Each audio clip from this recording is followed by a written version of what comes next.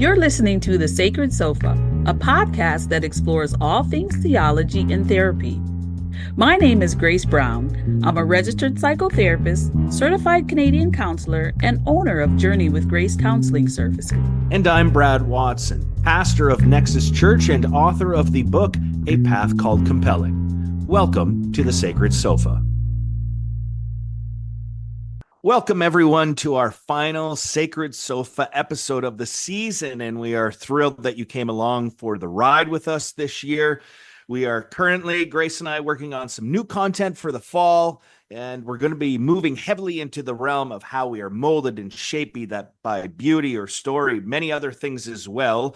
But that's to come in the fall. First, a summer break, which I am very excited for. Grace, I am sure you are as well. So welcome to you, Grace. How are you this morning? Well, good morning to you, Brad, and of course to our faithful listeners. And honestly, I'm feeling a bit of a bittersweet moment here because I feel like I do feel a bit sad to say a goodbye to everyone for the summer, but I am also excited along with you to move at a slower pace during the summer months, which here where we are, it goes very fast. Yes. But then it's also been an absolutely fantastic season of learning together, being vulnerable, being challenged in our faith walk, as well as getting some relevant tidbits to support our daily living. And so I really do hope our listeners have found it enriching as well.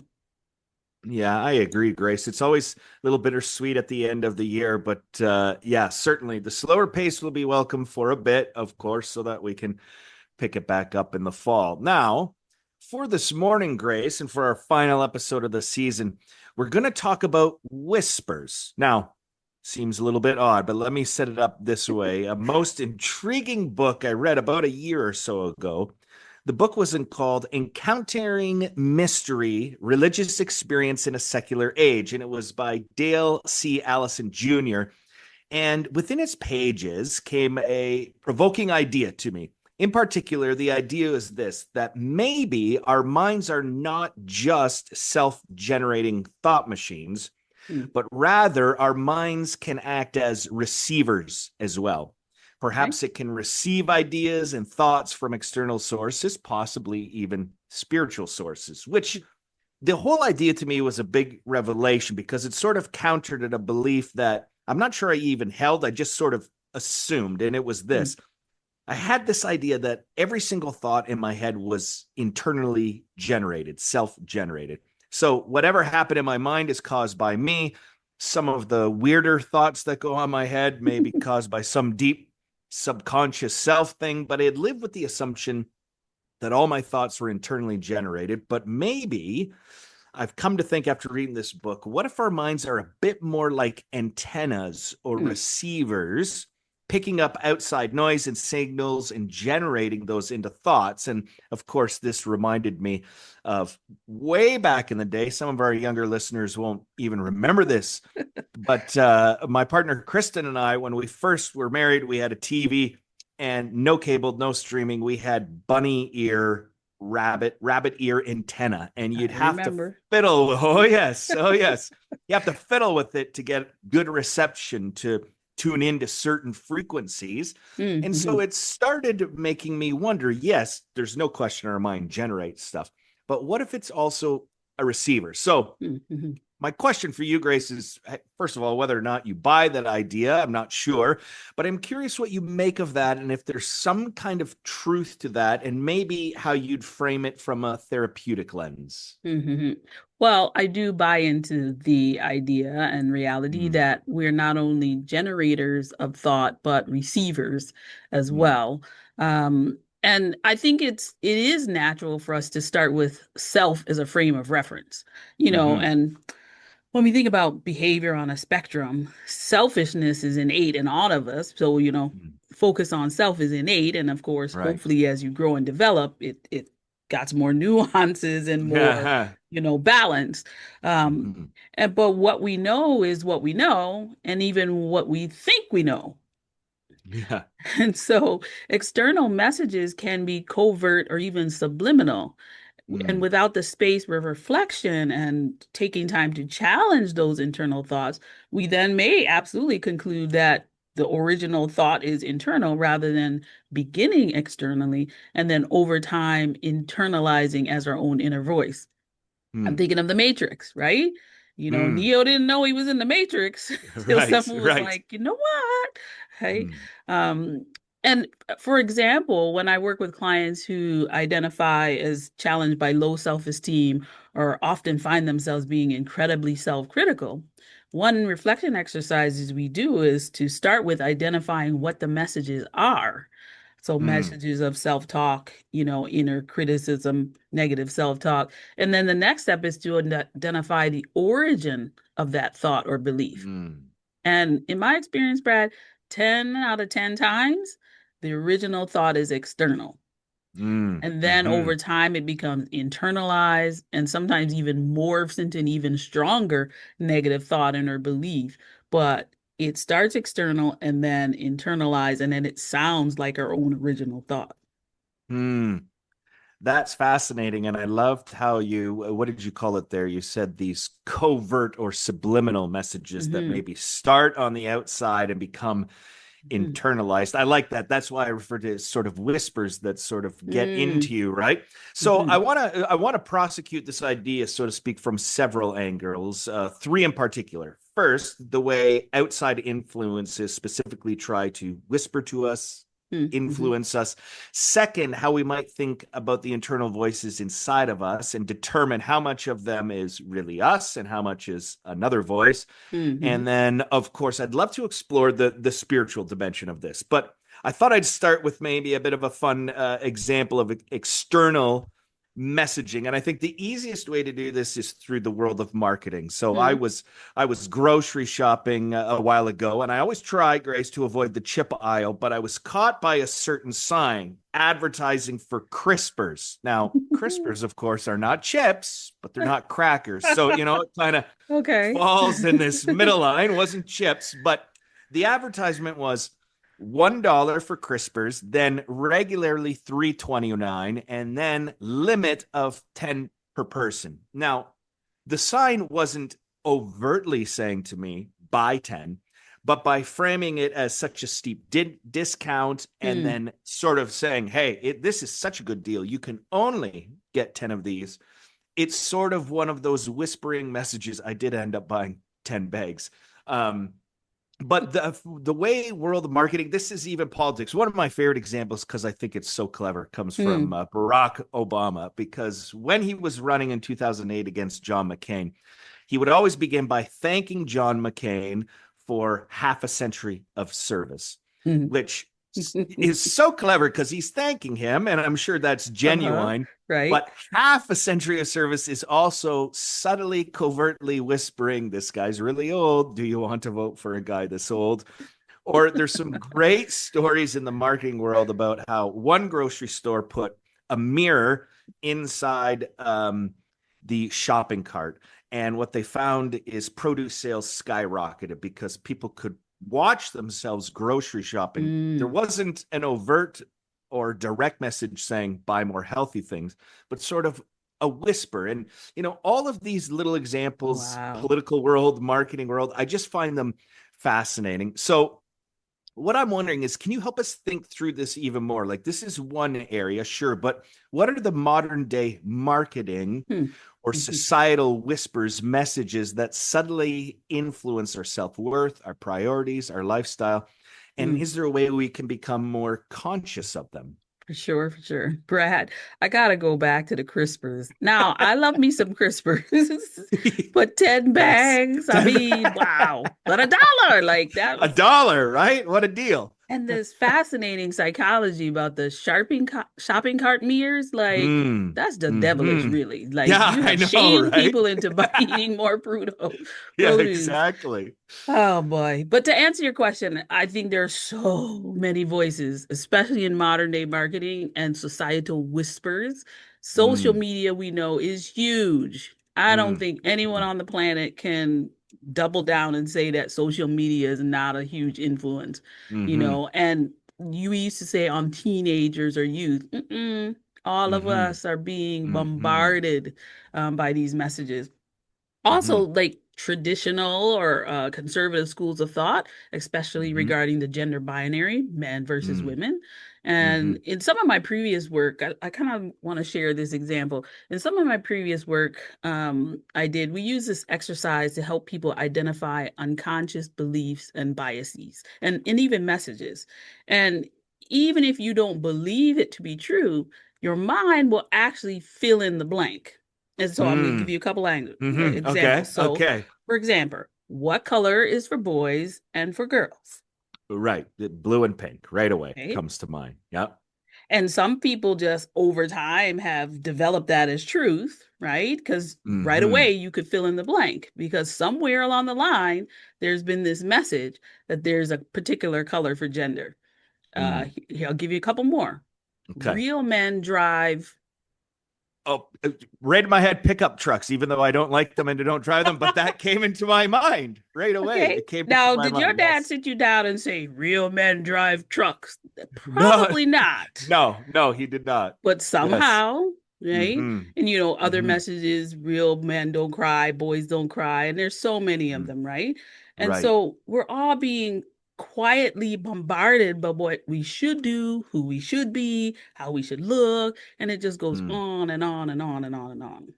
Mm-hmm. So it's happening. So what do we do? What do we do? Well, you have to, in order to challenge these influences, you'll first have to believe that they're happening, believing Mm-hmm. that they're influential.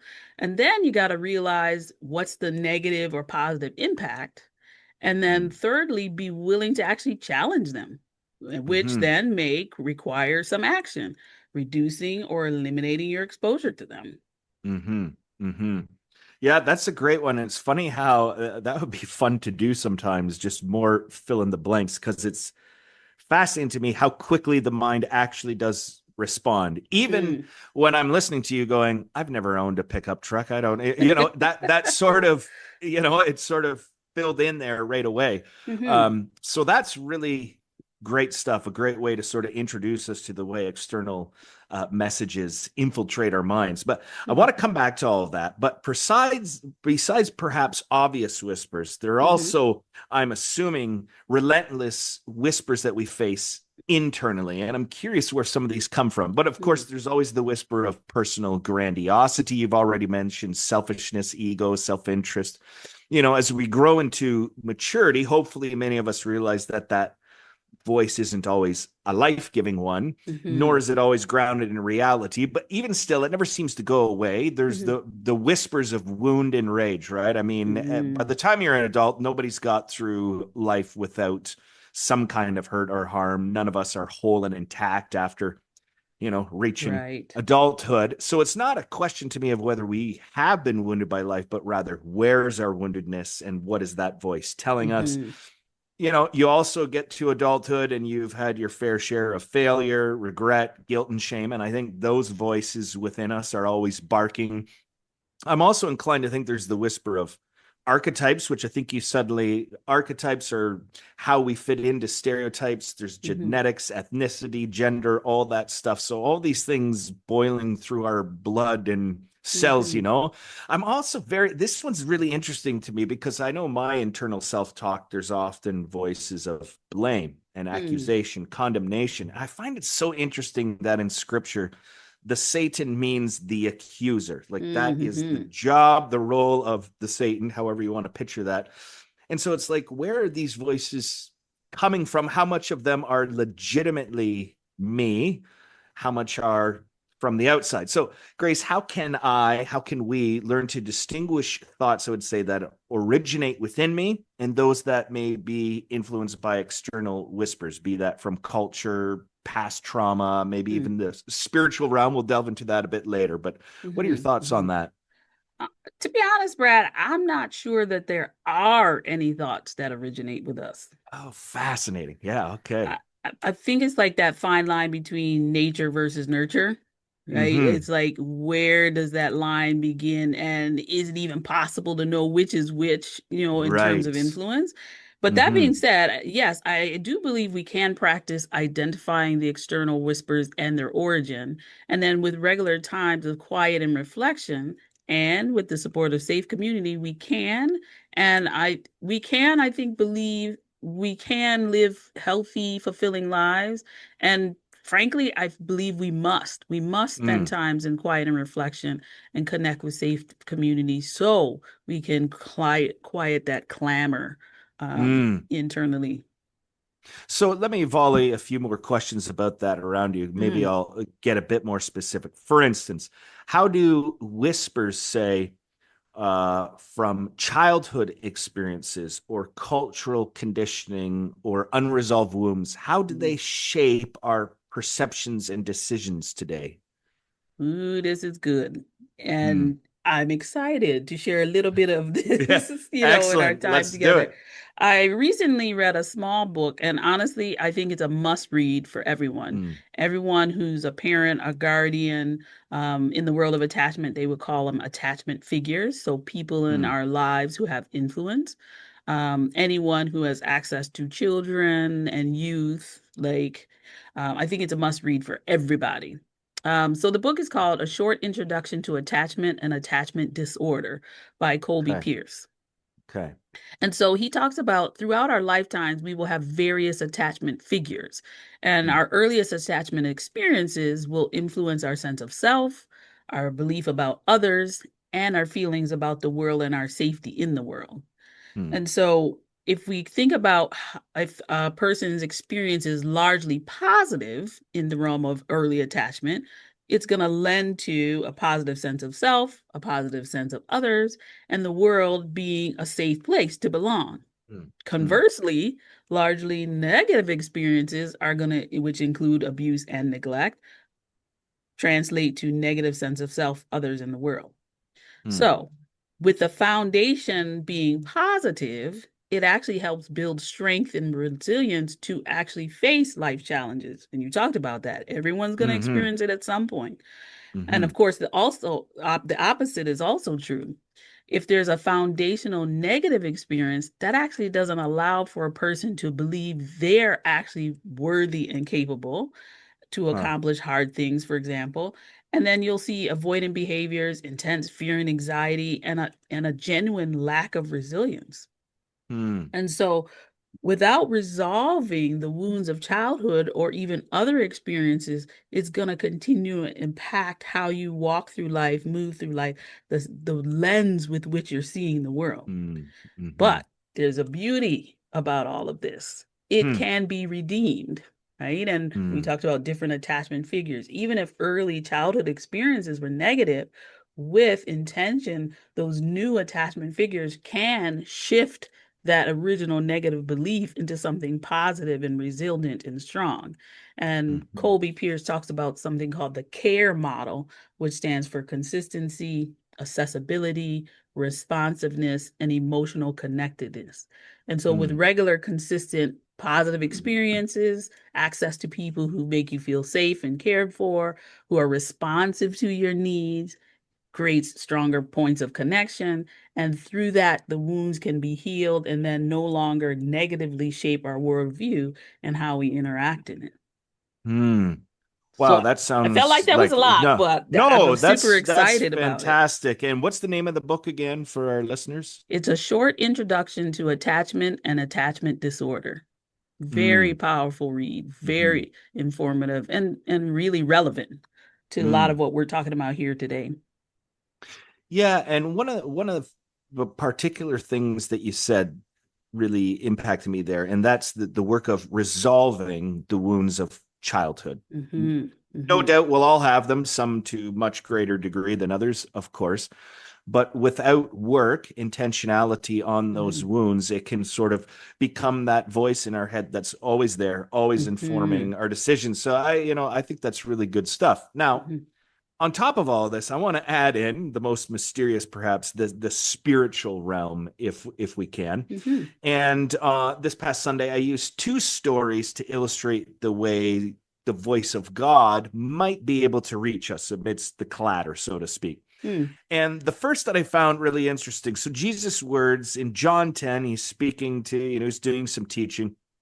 He compares himself to a shepherd, and that sheep are trained to know his voice in a world of competing voices. And, doing some digging on ancient culture of shepherding, of course, at night they would pen all of their sheep together, different shepherds, right? They've got them in an enclosure. That way they're protected from harm. They can all stay in one area.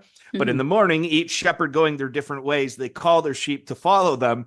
But apparently, some of these shepherds would do impersonations. They're trying to mimic the voice of another shepherd, kind of collect.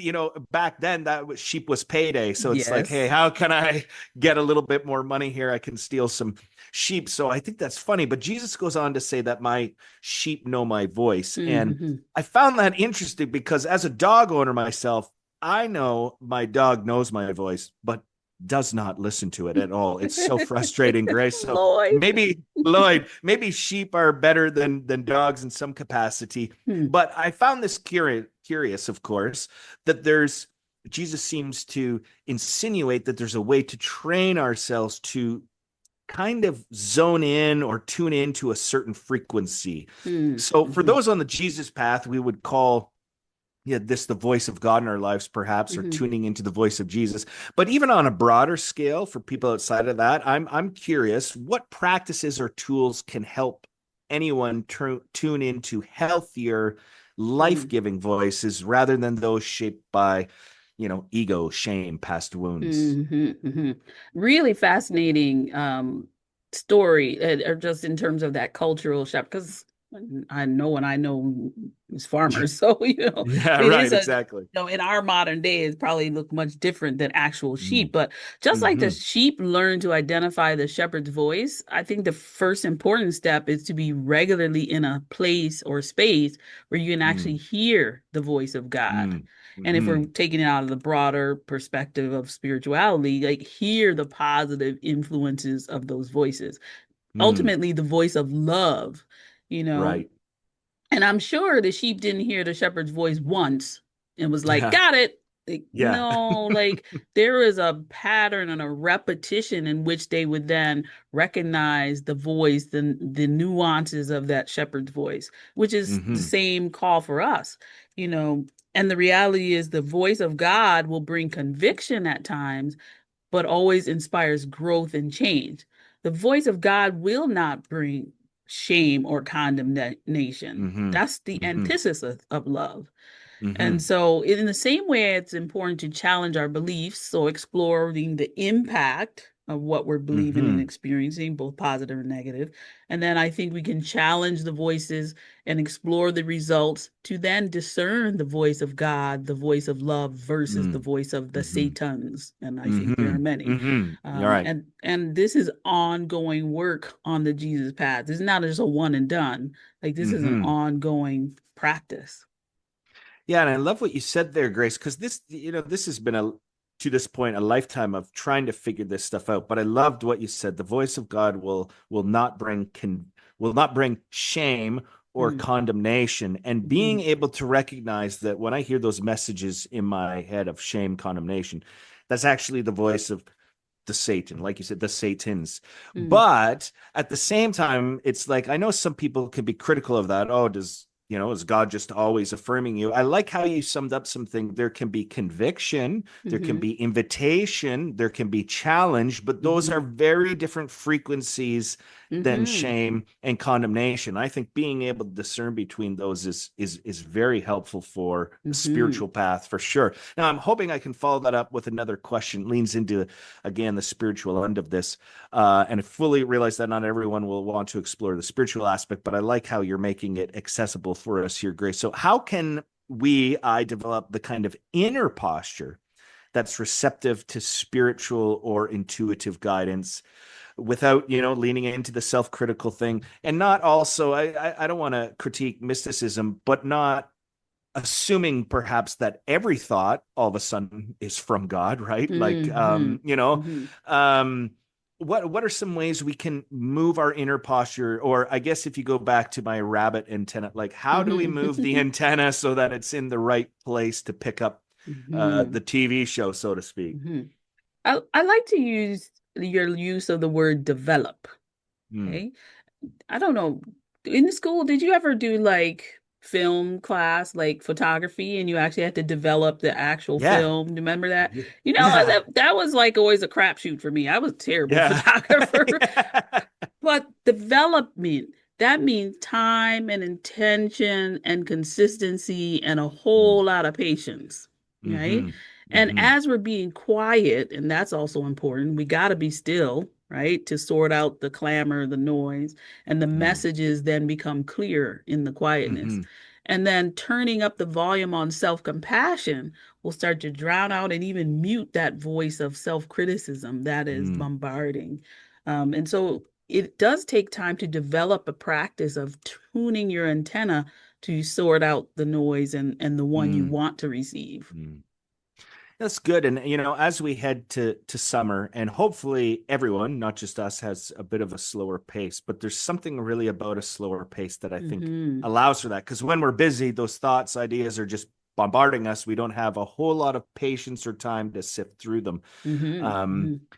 but let me get you one more question here. We're drowning in a sea of voices, adrift in an ocean of Mm-hmm. whispers. With all of this going on, both internally and externally, perhaps, even Mm-hmm. maybe from the spiritual realm, Mm-hmm. turning into that, right frequency seems important. So, how do I know if the voice guiding me is one of love or manipulation, whether from others or from within? Any thoughts on how to discern between those two? Mm-hmm. Mm-hmm.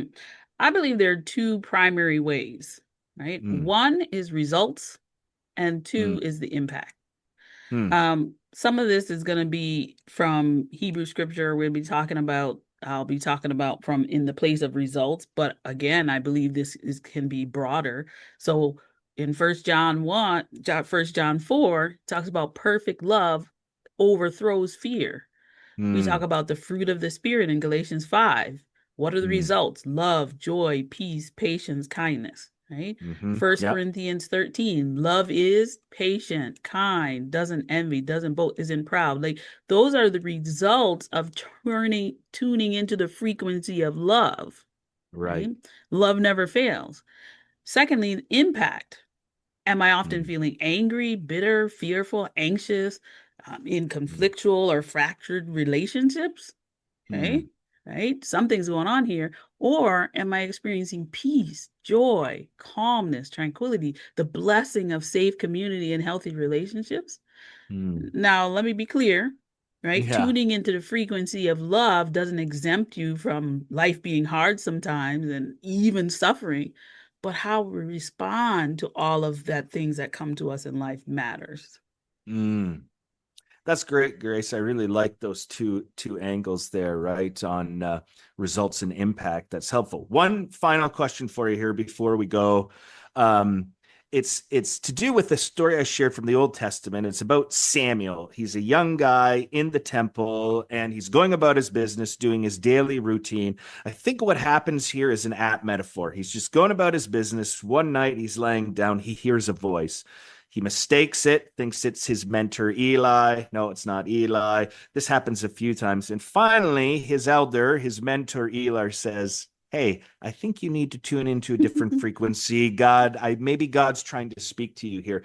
And I think it's an apt metaphor for Hmm. all of us. Sometimes we have trouble, confusion going, whose voice is this? And sometimes we need the Mm-hmm. role of the Eli, the mentor, wisdom of community to help guide us. So, how Mm-hmm. might you say, how would we find our Eli's in life, so to speak? Who or what can play the role of Eli in Mm-hmm. my life, offering wisdom maybe when I misinterpret the whispers, the voices I hear? Hmm. Very interesting story. One of my favorites, growing Mm, up. I'm like, huh, I'm just mm. imagining Samuel running in and out, in and out. Yeah, yeah, Yeah. exactly. But interesting story and lots that we can take from it. But baked into the story is the need for mentors, cheerleaders, coaches, and challengers in our life. Mm, We're mm-hmm, not meant to walk the journey of life alone. And it is important to take time to discern if the people we invite on our journey have the wisdom of experience, that they also are doing their work. mm, I think the other thing we could take away from this story is Eli is actually a cautionary tale. mm-hmm, Eli was an aged priest. It was mm, his job to hear God's voice and follow. he was in Mm. charge of Samuel's also growth in the ways of the temple. So why did he not prepare Samuel for the possibility Ah. that God would even speak? Like, Mm. and Mm-hmm. how did he himself miss the voice? You Yeah. know, and sadly, Eli lost his way. And later in the story, we learn that tragedy strikes him and it strikes his family. And we have Mm. modern stories of the same, right? Right. Mentors, leaders losing their way. Mm-hmm. But we also have the Holy Spirit living within us to guide, direct, and discern.